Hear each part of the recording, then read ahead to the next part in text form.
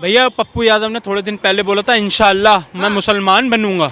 अरे विश्नोई भैया मैं आपसे हाथ जोड़ रहा हूँ, भगवान कसम, राम जी की कसम, इसको एक बार 72 उरे दे दो, 72 फीट की, भगवान की कसम, मुझे मजा आ जाएगा। इसको भाई साहब मुसलमान है, इसको तो भैया 72 हुरे चाहिए होगी भैया।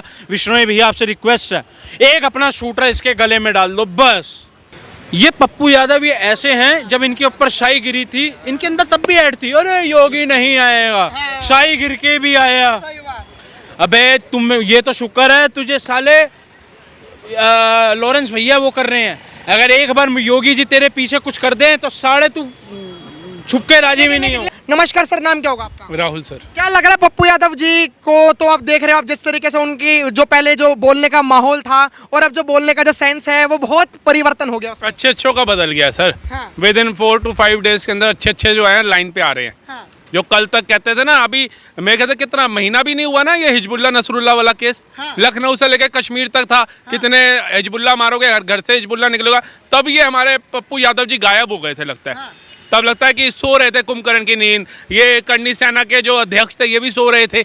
हैं बांग्लादेश के अंदर मंगलसूत्र देख देख करके बच्चियों का, बेटियों का, बहनों का बलात्कार हो रहा था, ये सो रहे थे। डॉक्टर बहन का बलात्कार हुआ, ये सो रहे थे। अचानक इनकी नींद खुल गई कि हाय सलमान खान पे खतरे की घंटी बज गई है। हाँ, बिश्नोई आ गया है सुर्खियों में, बिश्नोई बिश्नोई बिश्नोई हो रहा है। जैसे कि बिश्नोई ने ना ट्रेन उड़ा दी हो बम से, जैसे बिश्नोई ने मासूम लोगों को मारा हो, जैसे बिश्नोई ने बहन बेटियों की आबरू लूटी हो, जैसे बिश्नोई ने बेगुनाह लोगों की जमीनें हड़पी हो। बिश्नोई समाज ना गलत था, ना लॉरेंस बिश्नोई गलत है। अगर आप उसकी विचारधारा देखेंगे, आप उसके बारे में पढ़ोगे तो आपको समझ आएगा कि उसने कभी मासूम लोगों के ऊपर अत्याचार नहीं किया अपने जीवन काल के अंदर। उसकी लड़ाई हमेशा राष्ट्र विरोधियों से रही है, देश विरोधियों से रही है। अब पप्पू यादव का क्या यार, वो तो 6 से 7 बार तक निर्दलीय सांसद रहे हैं, अपनी खुद लड़े हैं और तमाम, अब आज उनकी हालत ऐसी हो गई।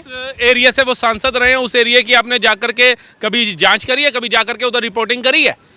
पप्पू यादव जी जिस एरिया से, एक सांसद का काम क्या होता है कि मेरे इलाके, मेरे गांव की हर एक गली चमचमाती होनी चाहिए, विकास इतना होना चाहिए, रोजगार होना चाहिए वहाँ। मेरे एटलीस्ट, मैं पूरे बिहार का नहीं कहता, लेकिन जो मेरे क्षेत्र, मेरे दायरे में आती है लोकसभा के, वो इलाके के लोग दूसरे राज्यों में जो रोजगार के लिए नहीं जाने चाहिए।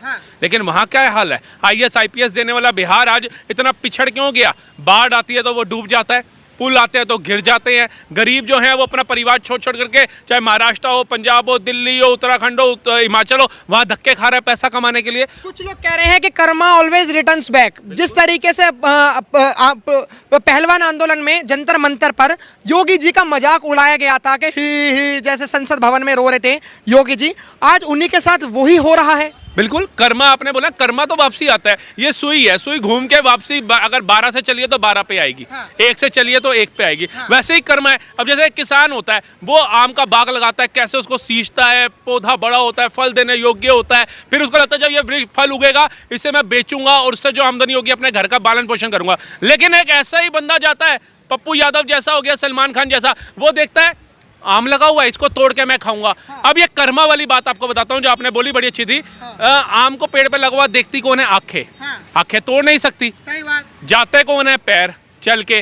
तोड़ते कौन है? हाथ। खाता कौन है? मुंह। रखता कौन है? पेट। और जब वो किसान देखता है उसकी मेहनत का फल कोई और ऐसे खा गया तोड़ के 1 मिनट के अंदर, वो लठ देता है पीठ पर, पीठ चिल्ला के कहती है आई मेरी क्या गलती थी। आंसू आंख से आ जाता है लठ पड़ते ही। तो देखा किसने था? आंख ने। एंड में आंसू भी कहां से है? आंख से। तो ये कर्म है, जो आप बोगे वही आप पाओगे। तो यही पप्पू यादव भी हो, जो आज ये गरीबों का दुराचार करके, उनका यूज करके जो आज सत्ता हासिल करके बैठा है, ये सारी जिंदगी नहीं रहती है। ऐसे ही सलमान खान बिंग ह्यूमन चला दिया, गणेश उत्सव मना लिया, उससे क्या आपके कर्म छुप जाएंगे? जो आपने पाप किए वो खत्म हो जाएंगे? पाप तो यहीं पर आपको उसका भुगतान करना पड़ेगा। अब आप ये मत सोचना कि मैं सनातन धर्म से थोड़ी ना बिलोंग करता हूँ, जो मैं भारतीय संस्कृति के अनुसार सोचूंगा कि भाई कर्मा इधर ही है। कर्म यही है। आ गया ना, 20-25 सालों से केस चल रहा है, आज क्यों भागा भागा फिर रहा है? आज हुड़ दबंग दबंग की पैंट क्यों ढीली हो गई? लेकिन सवाल तो जनता भी ये कर रही है कि पप्पू यादव जो 6 बार 7 बार निर्दलीय सांसद रहे हैं, उन्होंने एक बयान दिया कि 24 घंटे में अगर मेरे को सौंपा जाए तो मैं ऐसे गैंगस्टर की, ऐसे बदमाशों की, ऐसे आतंकवादियों की क्या दुर्दशा करता हूं, यह मुझसे अच्छा कोई नहीं जानता। लेकिन आज वही बोलने वाले इंसान जो एमपी हैं, एक आम नागरिक नहीं है, उनकी हालत ये हो चुकी है। ये हालत सही है? वैसे देखिए, हालत करने के खुद जिम्मेदार है ना। सही बात। आप एमपी हैं, आप देखिए आपको अपने क्षेत्र का विकास कैसे करना है। आज जिन लोगों ने भरी गर्मी के अंदर जाकर के बटन दबा करके आपको जिताया है, उनका विकास कैसे करना है, उनके बच्चों का भविष्य कैसे देखना है। आपको किसी ने कहा उड़ता तीर बिश्नोई और सलमान का मुद्दा है, वो जाने दोनों। तुम्हें किसी ने कहा बीच में कूद जाओ, केंद्र को बोलो पुलिस मेरे हवाले कर दे, मैं देख लूंगा बिश्नोई जैसे गुंडे को, ये वो बुलाना। मतलब वो तो कह रहे हैं कि मैं तो राजनीति कर रहा था, इसलिए मैंने ये ट्विटर पे ट्वीट कर दिया। भैया पप्पू यादव ने थोड़े दिन पहले बोला था इंशाअल्लाह मैं मुसलमान बनूंगा। अरे विश्नोई भैया, मैं आपसे हाथ जोड़ रहा हूँ, भगवान कसम, राम जी की कसम, इसको एक बार 72 उरे दे दो, 72 फीट की, भगवान की कसम, मुझे मजा आ जाएगा। इसको भाई साहब मुसलमान है, इसको तो भैया 72 हुरे चाहिए होगी। भैया विश्नोई भैया आपसे रिक्वेस्ट है, एक अपना शूटर इसके गले में डाल दो बस, इंशाअल्लाह इसको 72 हुरे जरूर मिलेगी। क्या धर्म के चक्कर में आप ऐसा कर रहे हो कि मतलब अगर पप्पू यादव जी इस्लाम धर्म अच्छा लगा तो उसे खत्म कर दिया जाए? पप्पू को ना धर्म इस्लाम धर्म अच्छा लगता है, ना पप्पू जी को हिंदू धर्म अच्छा लगता है। पप्पू जी को सिर्फ जो चाटुकारिता पप्पू जी उनका टट्टे चूम रहे हैं, उनको वो अच्छा लगता है। अब किनके चूम रहे हैं ये आप भी जानते हैं भैया। ये पप्पू यादव ये ऐसे हैं, जब इनके ऊपर शाही गिरी थी, इनके अंदर तब भी ऐड थी, अरे योगी नहीं आएगा, शाही गिर के भी आया। अबे तुम, ये तो शुक्र है तुझे साले लॉरेंस भैया वो कर रहे हैं। अगर एक बार योगी जी तेरे पीछे कुछ कर दें तो साढ़े तू छुप के राजी भी नहीं हो। लेकिन एक चीज बताइए, उन्होंने कहा कि मैं राजनीति कर रहा था, तो राजनीति करना किसी को ऐसे 24 घंटे में, और जो कि उनके अंडर कानून व्यवस्था नहीं आती, वो कानून मंत्री भी नहीं है, तो ऐसे बोलना क्या सही था? क्या पता इनका कोई वेल विशर ही आ गया हो निकल करके, उसने ही फोन घुमा दिया, भैया तू क्यों उड़ता तीर ले रहा है, मस्त रहा अपना। उन दोनों का मुद्दा है, समझाने का काम किया हो किसी ने ब्लैंक कॉल कर करके, लेकिन इनको शायद समझ आ गई, इसलिए पत्रकारों को भगा रहे थे प्रेस कॉन्फ्रेंस में। बिश्नोई से रिलेटेड सवाल मत पूछो, अमित शाह जी मुझे Y+ सिक्योरिटी दे दो। भैया बोलते वक्त नहीं सोचते तुम। अब ऐसे तो हर एक को Y+ सिक्योरिटी देने लग गए तो हो गया है। 140 करोड़ में 14 लाख सेना के जवान है हमारे भारत के अंदर। अब ये 14 लाख जो सेना के जवान है, ये बॉर्डर की सीमाओं को सुरक्षित नहीं करेंगे, ऐसों को सुरक्षित करेंगे जो सेना के ऊपर ही प्रश्न चिन्ह खड़ा कर रहे थे कल तक। एक बात बोलूं, हमें ना दूसरे मुल्कों से खतरा नहीं है, हमें इन दल्लों से खतरा है जो भारत में रह के भारत के नहीं है। मतलब बॉर्डर पे खतरा नहीं है, बॉर्डर के अंदरूनी जगहों पे खतरा है। यार एक बात बताओ, ये साढ़े दीमक है भैया। ये पप्पू तू ऐसी दीमक है, ये लोग दीमक है। इन्हें ये नहीं पता मैं क्या बोल रहा हूँ, इन्हें ये नहीं पता ये दूसरे बंदे को खुश करने के लिए फड़ी लकड़ी इन्होंने ले ली। और मैं तो कहता हूँ लॉरेंस भैया प्लीज इसे 72 उरे दे दो। लेकिन अब सवाल यहाँ पे उठ रहा है, पप्पू यादव के जो समर्थक थे वो भी कंफ्यूज हो रहे हैं कि मतलब हम जिस पप्पू यादव को देखते थे, मतलब छाती चौड़ी करके 56 इंच की तो मोदी जी की छाती थी, 56 दूनी 102 112 तो हमारे पप्पू यादव जी की छाती लगती है, और फिर भी इतना डर गए। देखिए यही तो है ना, 56 इंच की छाती वाला होना और 56 इंच की छाती का दिखावा करना बड़ा फर्क है। मोदी जी की अगर 56 इंच की छाती है ना, तो उन्होंने ये दिखाया, विदेशों में डंका बजवाया। वो चाइना जो ये करते थे ना, जिन्होंने इंडिया और चाइना का जब युद्ध हो रहा था, उस समय जाकर के उसे कितना 3,500 टन चावल दे दिया। उसकी सेना भूखी मर जाती, गोली मारने की जरूरत नहीं थी। लेकिन नेहरू जी ने कहा नहीं, हम बहुत बड़े दान धर्मी हैं, लो, और वही चावल हमारे देश का खाने के बाद हमारी सेना को शहीद किया था उसने। ये ऐसे लोगों का समर्थन करते हैं। सर्जिकल स्ट्राइक हमारी सेना करके आती है, ये प्रश्न चिन्ह उन पे उठाते हैं। ठीक है जी, है हमारी सेना को कश्मीर में पत्थर मारे जाते हैं, तब कहाँ थे पप्पू यादव जी? आज उसी सेना की सिक्योरिटी चाहिए इनको Y+। आज सलमान खान को उसी सेना की सिक्योरिटी चाहिए। लेकिन वही सेना का जवान जो घर से अपने माँ बाप के पैर छू के निकलता है तो कहता है माँ मैं तिरंगा लहरा के आऊंगा या तिरंगे में लिपट के आऊंगा। उसके शौर्य, उसके गर्व का ये ऐसे अपमान करते हैं, डूब के मर जाना चाहिए।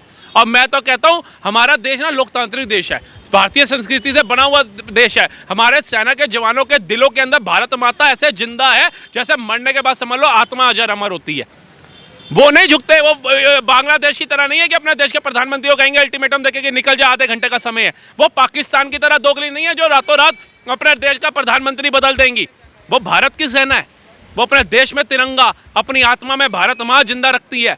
नहीं तो अगर हमारे देश की सेना ऐसी हो जाए वो तो कहे ये वही है जो सर्जिकल स्ट्राइक पे हमारे सवाल पूछ रहा था, ये वही है जो हम पत्थर खा रहे थे और टीवी बंद करके चला गया था, खाने दो इनको, ये वही है जब हमारे घर के बच्चे शहीद हो करके आ रहे थे तो इनके पास 1-2 मिनट का मौन व्रत धारण करने का टाइम नहीं था। क्यों भैया? जब तुम्हें सेना की जरूरत है तो भारतीय संविधान के तहत तुम्हें सब कुछ दिया जाए, लेकिन जब सेना को तुम्हारी जरूरत है तब ना।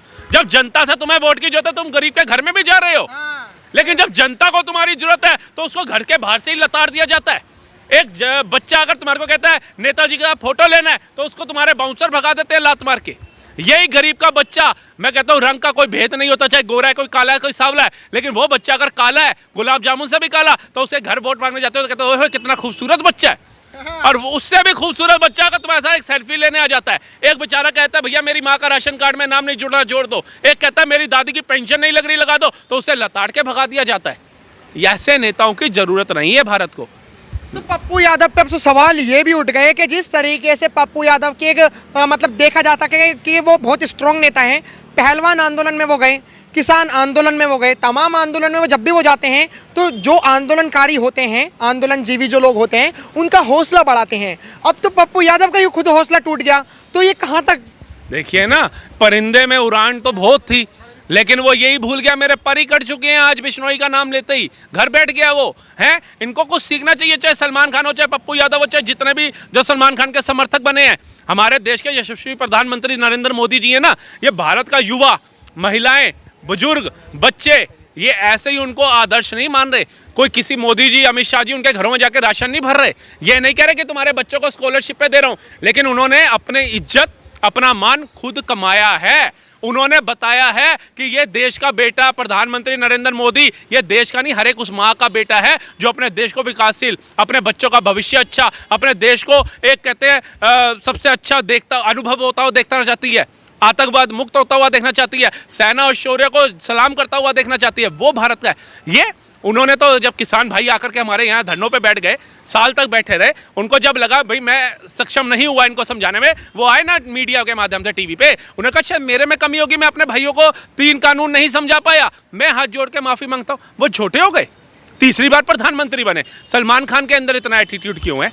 मांग लेना माफी। उसने बिश्नोई ने ये कहा है कि गुजरात की जेल में आके मेरे से माफी मांग, या बिश्नोई समाज के हर एक घर में जाके माफी मांग। उसने कहा बिश्नोई समाज का जो आस्था का मंदिर है माता रानी का, उधर जाकर के माफी मांग, मामला खत्म करो। लेकिन एक चीज बताइए, अब जैसे बिग बॉस होगी, बिग बॉस की शूटिंग के लिए वो बाहर निकल गए, अभी तक तमाम बीच में ये अफवाह फैलाई जा रही थी कि लॉरेंस बिश्नोई का दबदबा तो खत्म हो गया, सलमान खान जब शूटिंग पे आ रहे हैं, लेकिन अब पप्पू यादव का जैसे आज मुद्दा उठा सुबह से तो दहशत में हो गया। अब तो पहले बॉलीवुड दहशत में था, अब तो पूरा विपक्ष दहशत में। देखिए सलमान खान जी अगर वो शूटिंग पर जा रहे हैं ना बिग बॉस की, तो उन्होंने एग्रीमेंट साइन किया हुआ है।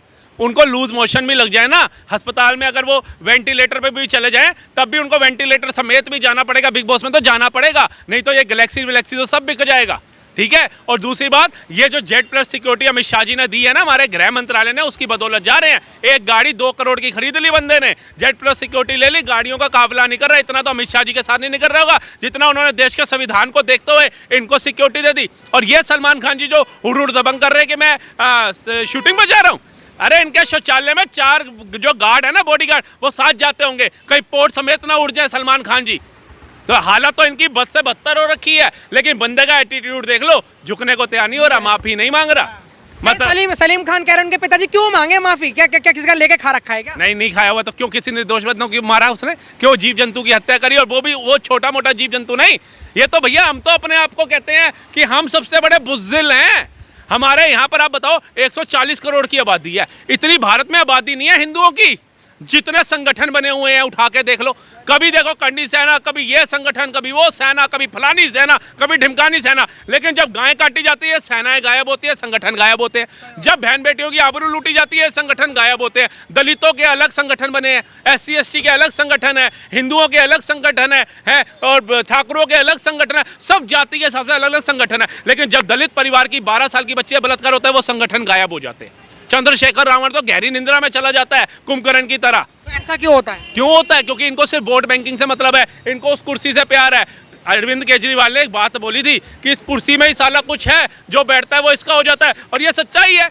नगीना सीट से जीतने वाला, गरीबों की आवाज उठाने वाला, बाबा साहब अम्बेडकर का नाम यूज करने वाला आज दलित का भी आवाज नहीं उठा रहा। लेकिन जो जिसे कहते हैं कि बहुत यंग एज में इलेक्शन लड़ने वाला, अभी चंद्रशेखर रावण को भी पसंद करा जा रहा है। चंद्रशेखर रावण भी लॉरेंस बिश्नोई पे कुछ नहीं बोला उन्होंने। आपको पता है केजरीवाल जी को दिल्ली की जनता ने कितना पसंद किया था? पोस्टर लगा दिए थे, एक तरफ अनिल कपूर नायक पिक्चर का, दूसरी तरफ में अरविंद केजरीवाल, और लोगों ने कहा भैया उसको तो खाली दूध से नहलाया था पिक्चर में, इसको हम देसी घी, शहद, दही से नहलाएंगे। इतना अच्छा नेता हमारे को मिल गया दिल्ली का। 10 साल में आज जनता पता क्या कह रही है? ये अमरीश पुरी का भी बाप निकला, इतना लूट के खा गया। ये तो मैं कहता हूँ धन्य है हमारी माताएं, ये जो गांव की जो छठ पूजा का व्रत रखती हैं, जो ऐसी प्रदूषित दिल्ली की यमुना के अंदर 1300 पता नहीं कितने किलोमीटर की यात्रा करती हुई दिल्ली पहुंचती है यमुना जी हमारी। लेकिन हरियाणा में इतनी प्रदूषित नहीं है, उत्तराखंड में प्रदूषित नहीं है, यूपी में प्रदूषित नहीं है, आगे तक प्रदूषित नहीं है। ये दिल्ली के 50 से 55 किलो के दायरे के अंदर यमुना इतनी प्रदूषित हो गई।